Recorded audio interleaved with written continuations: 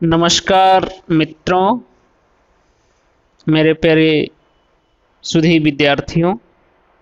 मैं विद्यानंद कुमार, सहायक प्राध्यापक भूगोल विभाग, नारायण महाविद्यालय, गोरिया कोठी, सिवान। आज के इस ऑनलाइन क्लास में आप सभी विद्यार्थियों के लिए संसाधन टॉपिक लेकर के आया हूं और आज मैं संसाधन के बारे में इसका विस्तृत चर्चा करूंगा। इसकी अवधारणा के बारे में बताऊंगा, फिर इसका आपको अर्थ बताऊंगा और इसकी परिभाषा भी बताऊंगा। तो आज का जो विस्तृत चर्चा है इसी मूल बिंदु पर केंद्रित है।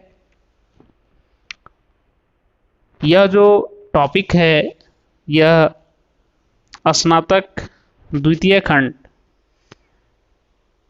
जेपी विश्वविद्यालय के पाठ्यक्रम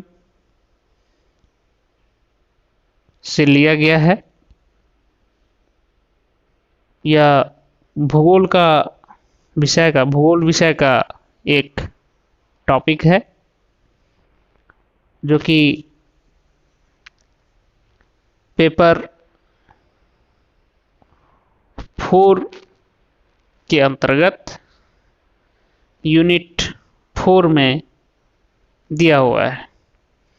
तो आज इस टॉपिक पर हमें चर्चा करते हुए बेहद ही खुशी हो रही है और आप लोगों से इस पर मैं चर्चा करूंगा। तो आइए कि इस संसाधन के बारे में चर्चा करें कि संसाधन जो है वह किस तरह से आया है हमारे पाठ्यक्रम में, हमारे भूगोल विषय में। चाहे दूसरे विषयों में भी इस शब्द का बहुत ही इस्तेमाल होता है, सामान्य जिंदगी में भी इस्तेमाल होता है कि संसाधन आखिर होता क्या है। तो इसकी शब्द व्युत्पत्ति की दृष्टि से देखें तो शब्द व्युत्पत्ति विज्ञान की दृष्टि से संसाधन शब्द का अर्थ होता है बार बार प्रयोग में आने वाला साधन। अब संसाधन का ही जो है इंग्लिश होता है रिसोर्स। तो रिसोर्स शब्द पर यदि ध्यान दें तो यह री और सोर्स दो अलग अलग जो है वर्ड के मिलने से बना है, जहां री का तात्पर्य RE का तात्पर्य बार बार या दीर्घ अवधि से होता है, वहीं सोर्स का अर्थ साधन से होता है। इस प्रकार संसाधन वे स्रोत हैं जिन पर मानव समाज दीर्घ अवधि तक निर्भर रहता है।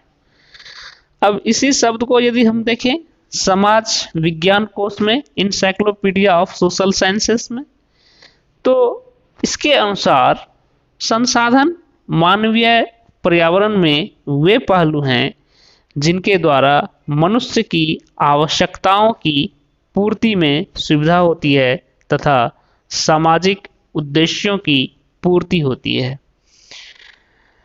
अब ये कुछ विद्वानों ने इसको अलग अलग तरीके से परिभाषित करने का कोशिश किया है कि संसाधन होता क्या है, लेकिन सबों ने अपने तरीके से परिभाषित करने की कोशिश किया है और सबों की जो परिभाषा है अपने आप में बहुत हद तक सही भी है।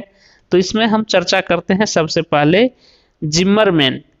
तो जिम्मरमैन ने संसाधनों को परिभाषित करते हुए कहा है कि संसाधन पर्यावरण की वे विशेषताएं हैं जो मनुष्य की आवश्यकताओं की पूर्ति में सक्षम मानी जाती है, उन्हें मनुष्य की क्षमताओं द्वारा उपयोगिता प्रदान की जाती है।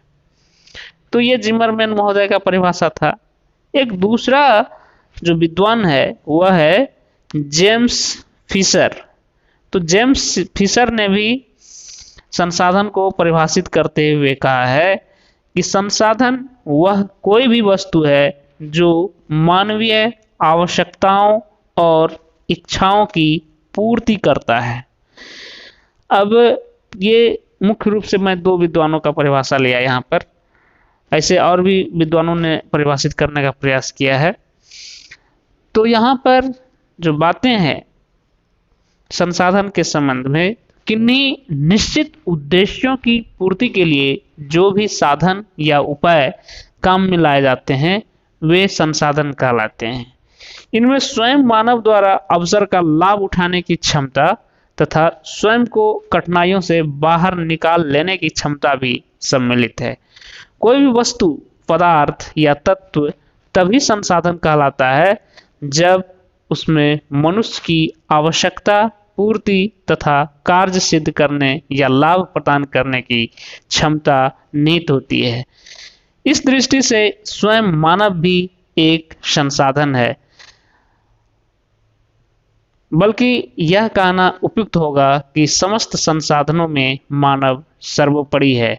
मानव द्वारा उपयोग में लाए जाने वाले सभी तत्व भूमि, मिट्टी, वनस्पति, जल, जंतु, खनिज आदि संसाधन कहलाते हैं।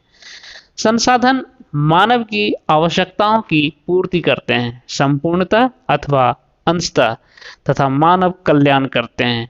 इस प्रकार मानव तथा संसाधन परस्पर संबंधित हैं।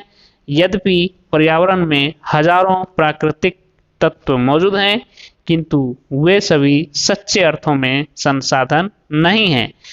ये पदार्थ या तत्व तभी सार्थक होते हैं जब वे मानवीय विशेषताओं, ज्ञान, सामाजिक, आर्थिक संगठन तथा मानव की उपयोग करने की क्षमताओं से संबद्ध होते हैं।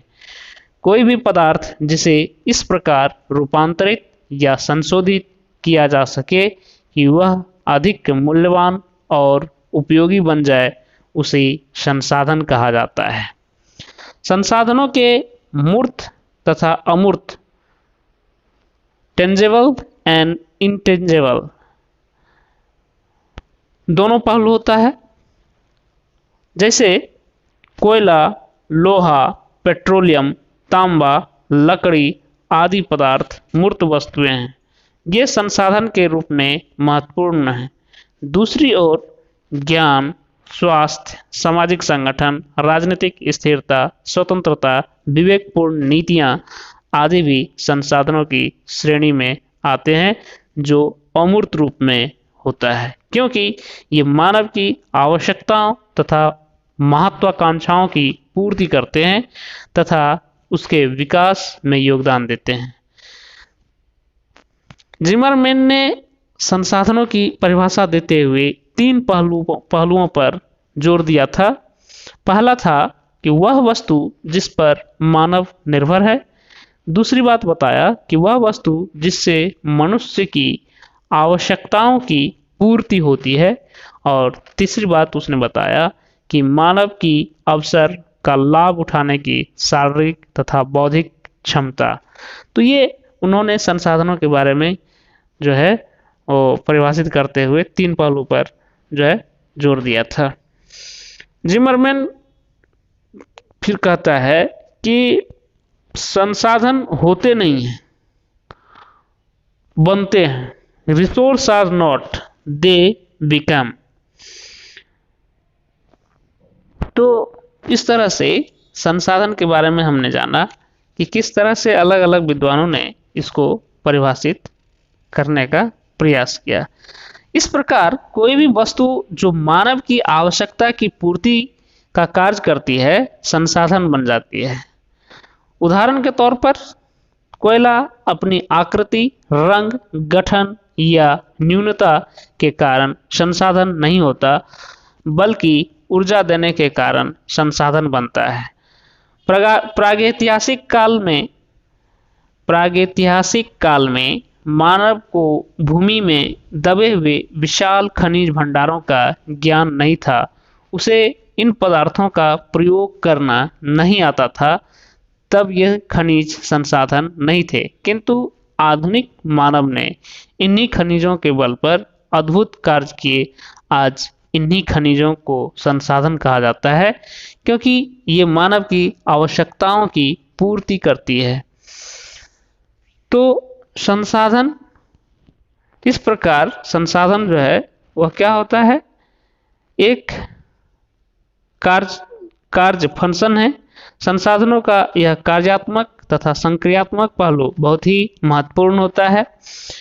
अब है कि किसी वस्तु या पदार्थ की कार्य करने की क्षमता या योग्यता समय तथा स्थान के अनुसार भिन्न भिन्न हो सकती है। उदाहरण के तौर पर देखें तो लगभग 4 दशक पूर्व तक दामोदर नदी बंगाल की शोक के नाम से तथा कोसी नदी बिहार के शोक के नाम से विख्यात थी।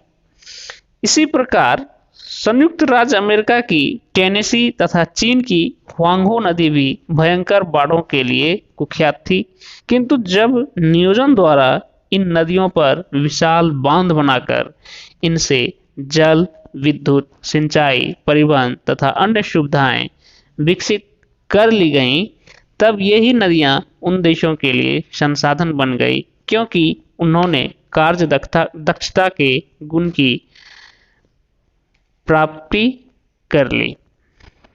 इस प्रकार यह निष्कर्ष निकाला जा सकता है कि संसाधन बनने के लिए किसी वस्तु में 2 गुण होने आवश्यक हैं। पहला उपयोगिता, यूटिलिटी, तथा कार्यात्मकता, फंक्शनैबिलिटी या कार्य करने की योग्यता। सामान्य शब्दों में यदि हम इसको देखें तो मानव की आवश्यकताओं की पूर्ति के लिए जिन पदार्थों, ऊर्जा, मानवों तथा उपायों या संस्कृति का प्रयोग किया जाता है वे सब संसाधन कहलाते हैं। संसाधनों का निर्माण प्रकृति, मानव एवं संस्कृति तीनों की अन्योन्य या पारस्परिक क्रियाओं द्वारा होता है। इसे स्पष्ट करने के लिए हम कुछ उदाहरण को ले सकते हैं।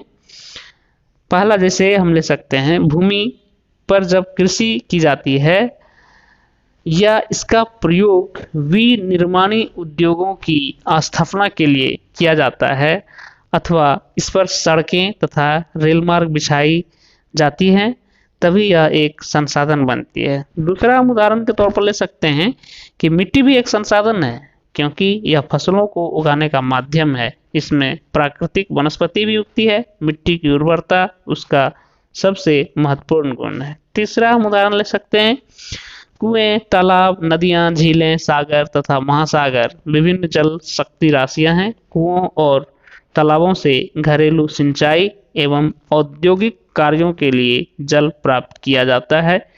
नदियों तथा झीलों से इन्हीं उद्देश्यों की पूर्ति के अतिरिक्त नौ संचालन की भी सुविधा प्राप्त होती है। महासागर एवं सागर नौ परिवहन तथा व्यापार के कारण महत्वपूर्ण है। इस प्रकार विविध रूपों में प्रयुक्त जल एक महत्वपूर्ण संसाधन है। चौथा उदाहरण हम ले सकते हैं, वनों से हमें कास्ट, टिम्बर, जलाऊ लकड़ी, फ्यूल वुड, अनेक प्रकार की इमारती लकड़ी, उद्योगों के लिए कच्चे माल आदि प्राप्त होते हैं, अतः वन भी संसाधन है। पांचवा उदाहरण हम ले सकते हैं, लोहा, तांबा, जस्ता, एल्युमिनियम, टीन, मैग्नीज आदि खनिज पदार्थों से अनेक उद्योग स्थापित किए जाते हैं, जिसमें विभिन्न प्रकार की मशीनें, यंत्र, तार आदि उपयोगी वस्तुएं बनाई जाती हैं। कारखानों तथा परिवहन साधनों को चलाने के लिए ऊर्जा, कोयला, पेट्रोलियम, प्राकृतिक गैस, परमाणु खनिजों आदि से प्राप्त की जाती है। ये सभी ऊर्जा के संसाधन हैं। छठा हम उदाहरण ले सकते हैं, मानव भी स्वयं एक संसाधन है। मानव श्रम उत्पादन का एक प्रधान कारक होता है। यह श्रम शारीरिक तथा मानसिक दोनों प्रकार का होता है। इस श्रम का प्रयोग करके मानव अनेक प्रकार की आर्थिक क्रियाएं करता है।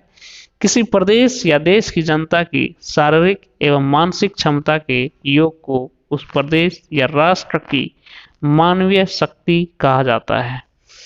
सातवां उदाहरण के तौर पर हम देखें तो उपक्रम या संस्कृति, कल्चर भी एक संसाधन है। वास्तव में मानव ही संसाधनों को विकसित करने वाला कारक है। संसाधनों के निर्माण तथा संसाधनों के उपयोग में मानव अपनी संस्कृति का प्रयोग करता है।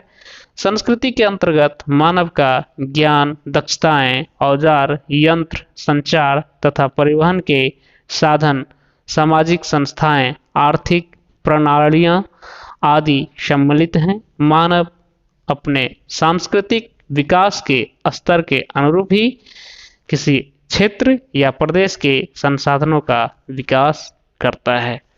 तो आज के इस ऑनलाइन क्लास में हमने जाना कि संसाधन जो है वह किन किन चीज़ों को हम संसाधन कह सकते हैं, और संसाधन को भी मैंने परिभाषित करने का प्रयास किया। विभिन्न विद्वानों का जो है वो परिभाषा की मदद से बताने का प्रयास किया कि संसाधन को किस रूप में हम परिभाषित कर सकते हैं।